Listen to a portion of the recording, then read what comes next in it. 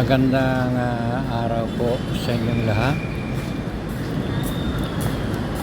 Kayo po ay nakikinig sa programang Opinyon dito sa Danilo Dizon TV. Palakpakan. Ang akin pong komentaryo ngayon ay tungkol sa nangyayaring kaguluhan sa ngayon, na para bang nagugulo ang bansa natin at tayo ay napapabalita na halos sa buong mundo sa nangyayari sa ngayon sa ating bansa.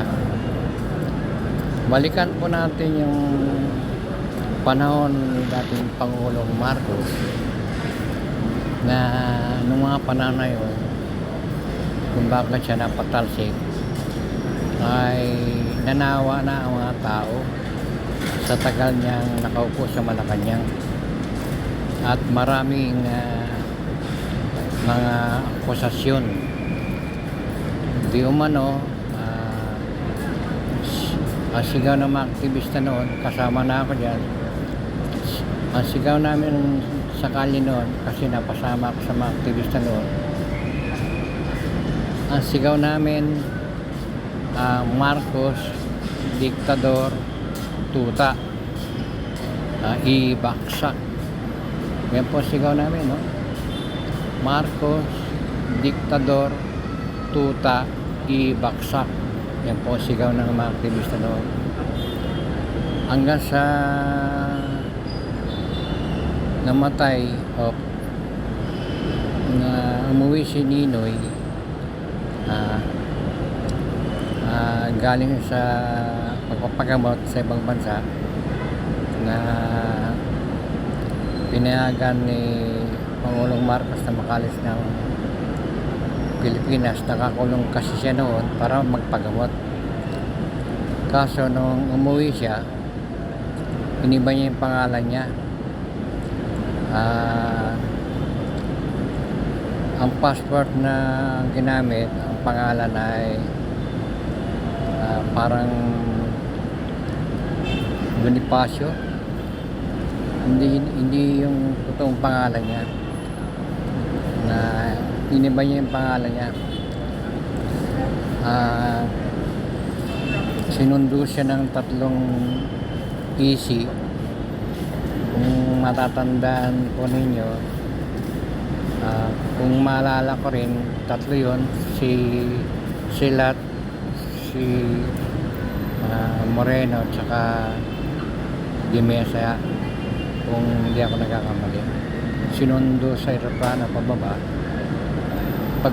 Pagbaba nila, bumaksak si Ninoy Sagdanan, may tama ng baril. So namatay si Starmac. Inimbestigahan po yan, nagkaroon ng fact finding para malaman kung sino mga mastermind. Ang nangyari po, walang nangyari sa unang investigasyon. Nag-imbestiga ulit. Sa investigasyon na yun, lumalabas kasi na ang bumaril ay si Galman. Pero mga kwentuhan noon, usapan ng kwentuhan, ay si Galman lang yun na pinalabas nilang bumaril kay Ninoy. Pero doon sa fact finding, lumalabas isa sa 3 ang bumaril. At parang ganun nga lumabas, isa doon sa 3 na sumundo na PC ay ang suspecha nila. Dahil walang umamin doon sa 3, lahat sila ay nakulong, pati yung mga nasa ibaba na mga nasa paligid doon, kasama na nakulong. So kasi ang nangyayari doon sa hatol ng fact finding, the act of one is the act of all. So kahit na isa lang ang bumaril doon, walang umamin, lahat kulong, no? Wala kasi nung parusang kamatayan, kaya kulong habang buhay. Ngayon, hanggang sa dumating yung 1986, hindi mabura-bura yung suspecha nila na ang mastermind ay si Apulacay Ferdinand Marcos Sr. So may galit pa rin yung mga tao na naniniwala na ang mastermind noon ay si Marcos, pero hindi napatunayan na si Marcos. Hanggang sa mayroong mga gabas na chismis, kamag-anak din pagkamag-anak ni Cory ang mastermind. So hindi na po natin mabanggatin kung sino yun, pero yun po yung kumalat doon. So sa ganong mga marites, maraming naniwala, kaya noong 1986 matindi noon ng rally.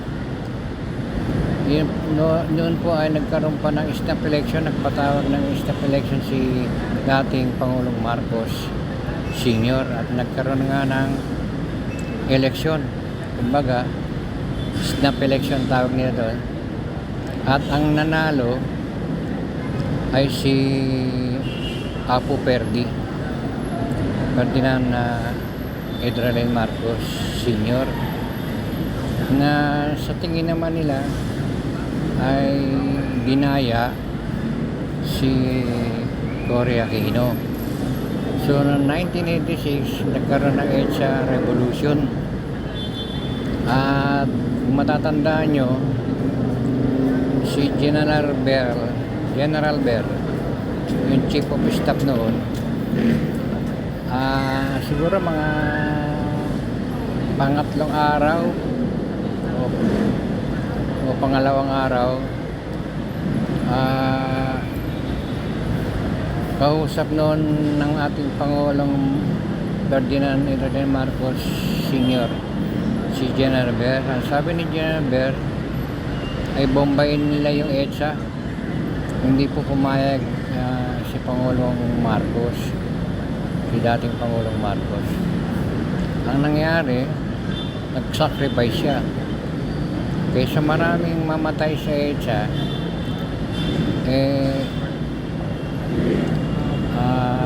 pumayag na lang siya na dalhin siya sa Paway.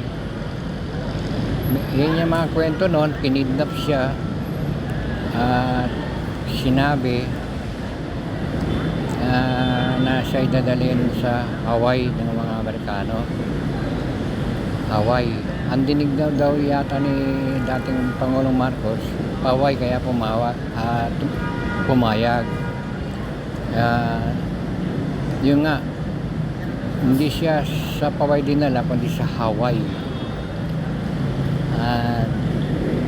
So nagbago na po yung gobyerno natin, nagkaroon na ng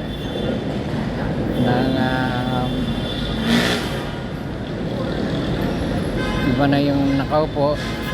Nanumpa si Cory Aquino bilang presidente sa isang revolutionary government. Ang ibig po sabihin ng revolutionary government, nakahinto po yung Senado, Kongreso, no? At si dating Pangulong Corazon Aquino ay naglagay ng mga OIC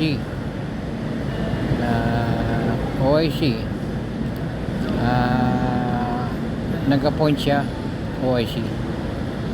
Tapos nung nagpatawag siya ng Constitutional Commission para baguhin yung constitution natin. Yung 1935 Constitution, binago nila. Nagkaroon kasi noon ng Constitutional Commission nag-appoint ng mga babalangkas ng bagong constitution. Ito nga po yung 1987 Constitution. So nagkaroon ng election, yung dating mga nakapong si tumakbo, nanalo, Carmenio nanalo. Lahat ng itinaas ng kamay ni Cory Aquino nanalo, pati mga senador except Joseph Estrada. So okay na, naibalik na sa regular government. Ibig sabihin, maayos na kasi elected na yung mga nakaupong mga local government officials, elected na sila. Ang hindi lang kasama sa election noon si Cory Aquino, pero lahat elected na. Di tumakbo na ng tumakbo, sirang-sira si Marcos, wala na sa Pilipinas. Parang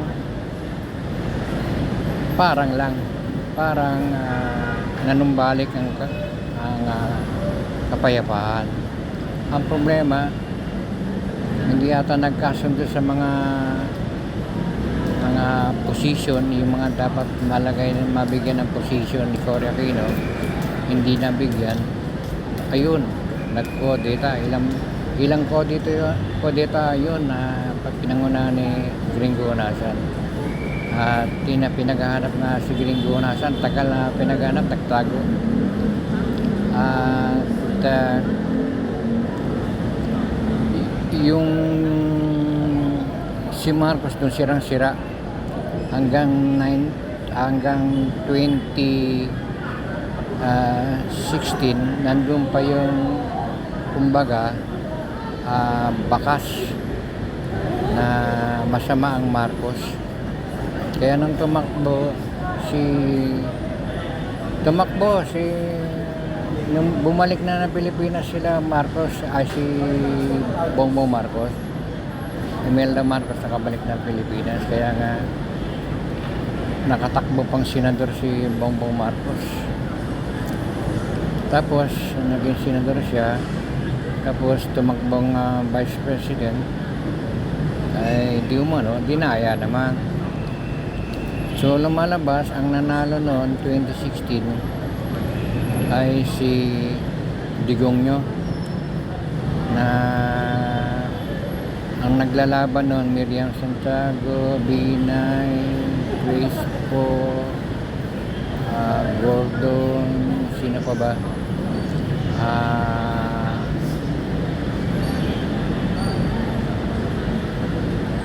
Kasama na yata dyan si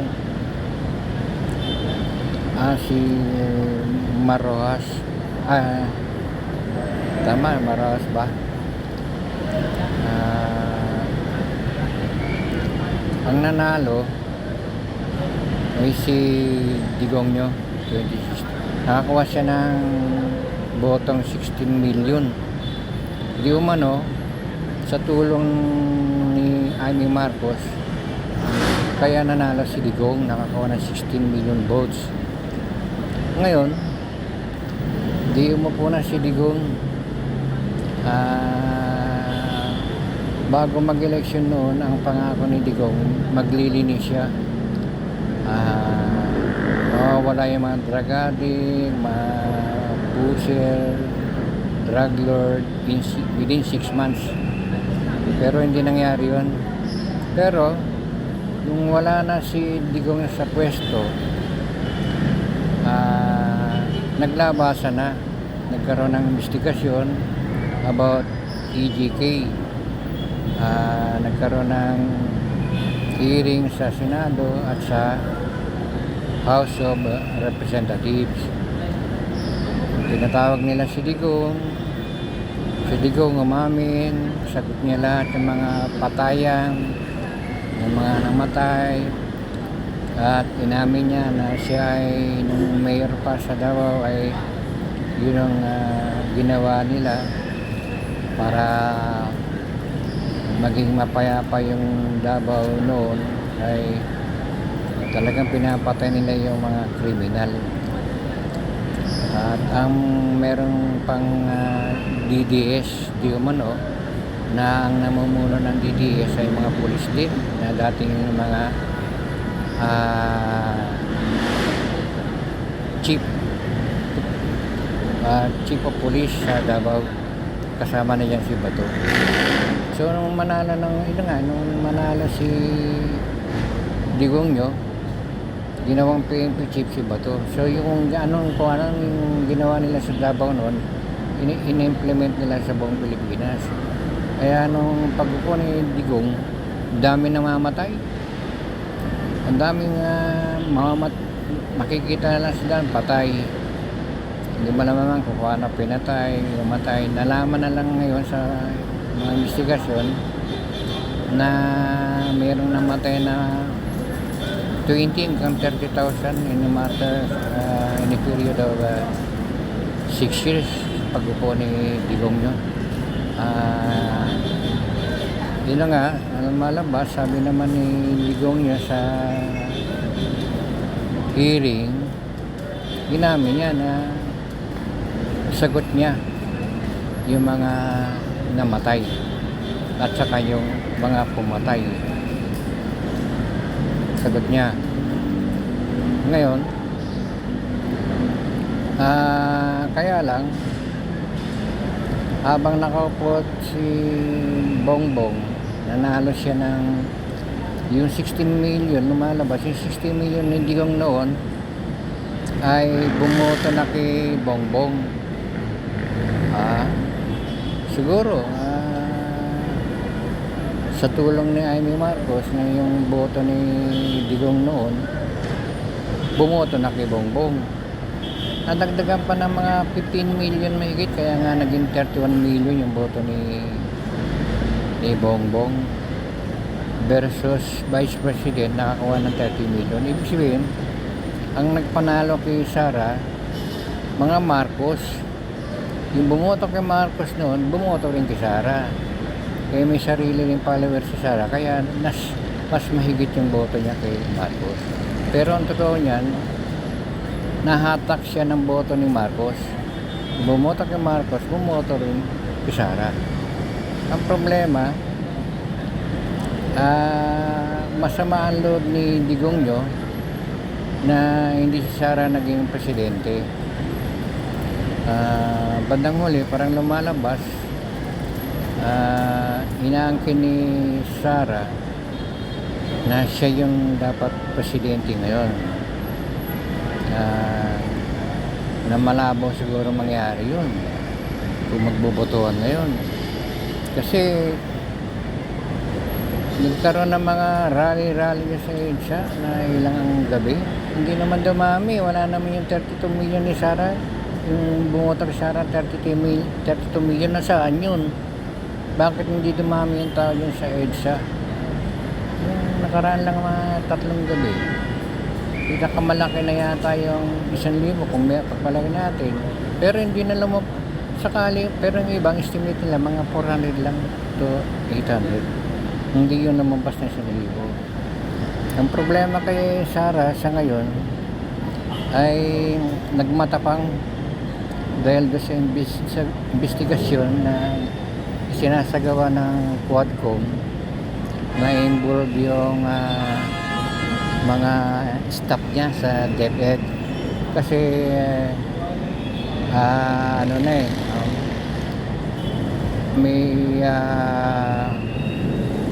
may budget hearing na, so kailangan ng budget ang DepEd.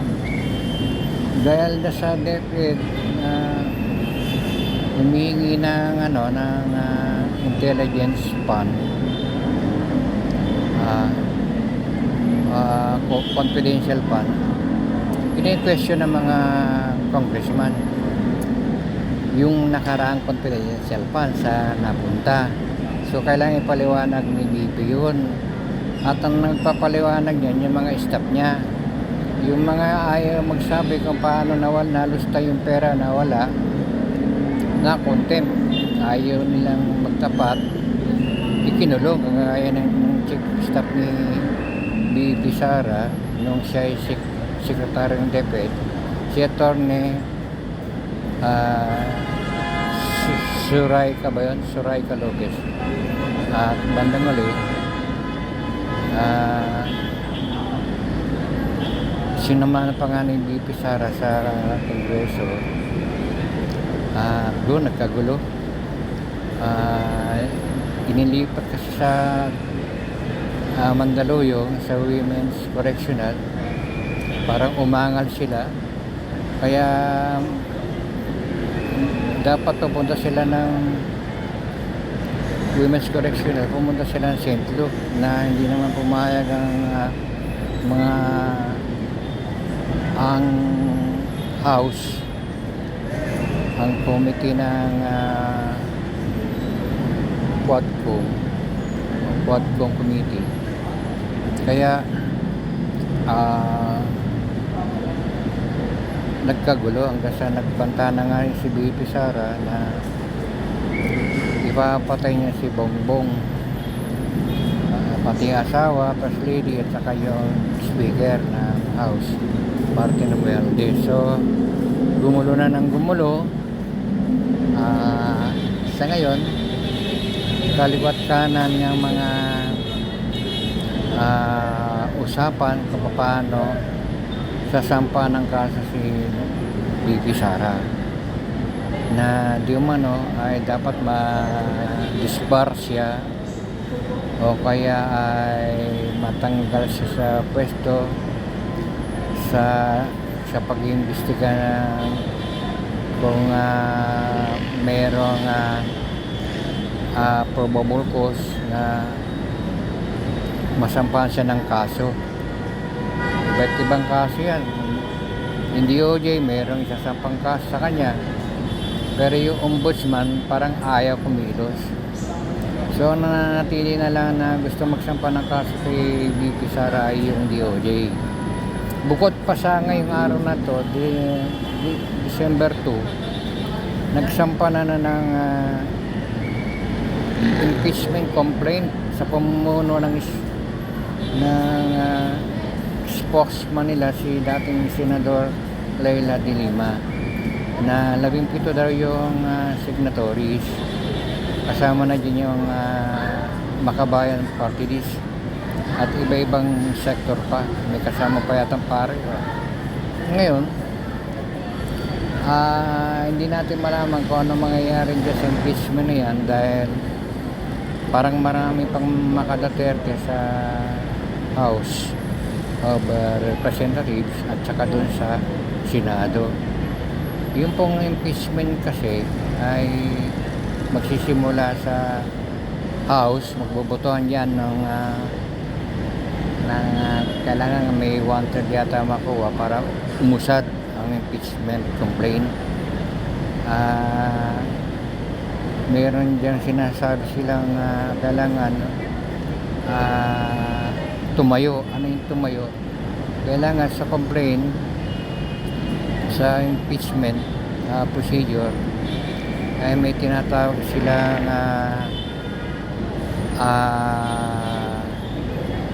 sufficient informed. Tapos kailangan pumasayo. Pag pumasayon, pupunta sa step 2, sufficient in substance.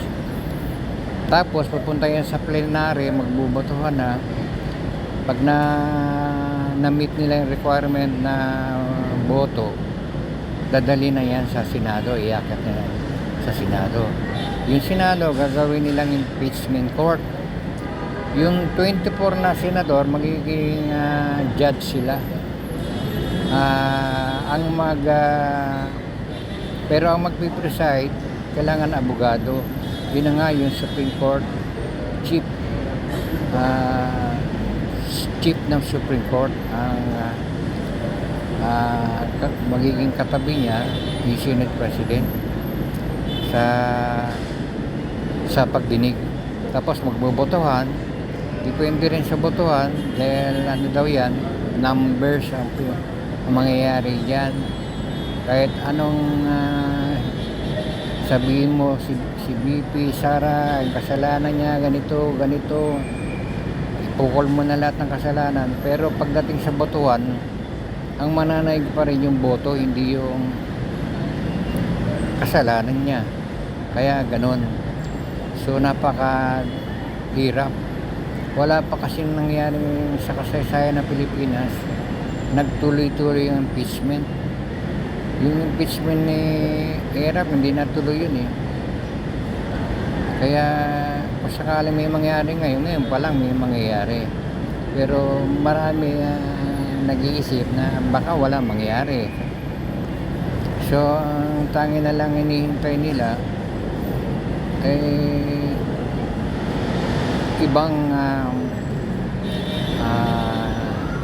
ibang pamamaraan para matanggalan sa pwesto si BP Sara. So yun po yung aabangan natin. Talagang pukpukan po ito, no? Dahil sa ngayon po nagugulo yung bansa natin, parang natatakot tayo, yung mga politiko na kumilos, parang ayaw nila, parang natatakot din. So ibig sabihin, ano mangyayari sa atin kung tayo natatakot, tinatakot at nagpapatakot naman? So walang mangyayari na kaayos na sa bansa natin dahil lang sa takot sa Duterte. Kasi parang lumalabas siga ang mga Duterte. Parang lumalabas sila ay may mga private army na pwede kang beltahan.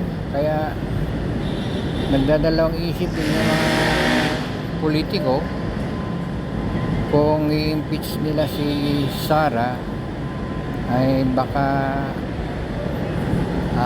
masakripisyo rin yung mga boto nila sa darating na eleksyon. So tinitimbang-timbang din ng mga politiko kung tatanggalin si Sara through impeachment. Kaya malalaman natin sa botohan nila kung sino yung makasara at hindi. Pag nagkataon kung di siya ma-impeach, habang panahon na magulo yung bansa natin kasi wala nangyari. Parang kasalanan din ng ilang politiko kasakali kasi naduwag sila, kumampi pa rin doon sa mali. Ganun po ang mangyayari dyan pag walang nangyari. So saan papunta ang ating bansa? Tayo ginugulo, tayo tineterorista, pero tahimik tayo, takot tayo, ayaw natin kumilos. So ganyan po mangyayari sa istorya ng Pilipinas pag walang nangyari, na tayo sa isang panahon natakot tayo na lumaban. So malungkot na pangyayari yan pag ganyan ang nangyari, no? Sana naman po masolusyonan yung mga nangyaring kaguluhan ngayon. Yung dapat managot, kung dapat makulong, para saan? Dahil kung hindi ay mangyayari ulit itong kaguluhan na ito. Wala na katapusan to kasi wala naman nangyayari sa mga taong gumawa ng kasalanan, sa mga nananakot. Wala tayong magawa. So sana po tayo mga mamayan mag-isip-isip din tayo, magtulong-tulong tayo. Ang tanong, papayag po ba tayo na tayo ay tinatakot ng mga politiko? At papayag ba tayo ng mga politiko ay walang gagawin aksyon na katunganga kasi dahil sa takot? So yan po ang iwanan ko, mga katanungan. Papayag po ba tayo na manatiling ganito, na may takot sa ating mga sarili, na para bang ayaw na natin kumilos kasi naduduwag tayo? Sana po hindi ganun ang mangyari. So yan po ang aking opinion lang, no? Hanggang dito na lang muna po. Kayo po ay nakikinig sa programang Opinion dito sa Danilo Vision TV.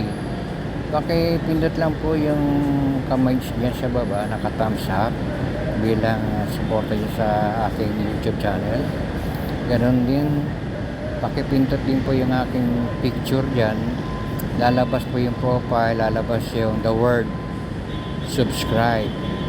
Yung pong subscribe, wala yung D, pero pag pinindot niya